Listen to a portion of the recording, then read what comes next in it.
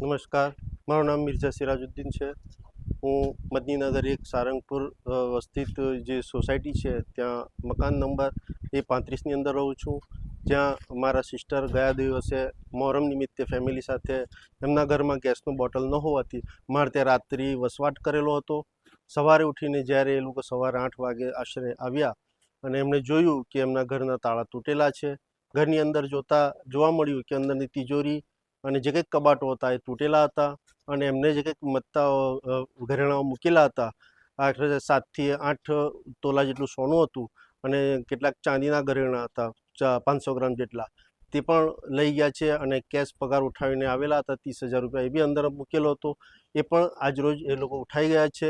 જેની જાણ થતાં અમે લોકોએ સવારે 10 વાગ્યાના કરીબ JIDC પોલીસ સ્ટેશનની અંદર જાણ પર કરેલી ટેલિફોનિક, અને ત્યાં રૂબરૂ જઈને એપ્લિકેશન પણ આપેલી છે. એ દરમિયાન આ તબક્કે અમારી એટલી આશા છે પોલીસ દ્વારા કે વહેલી તકે એનું ઇન્વેસ્ટિગેશન કરી મારી સિસ્ટરના જે કંઈ ઘરેણાઓ છે, જે કંઈ કેશ છે, એ વહેલી તકે મળી રહે એવી આશા રાખું છું. જય હિન્દ, જય ભારત.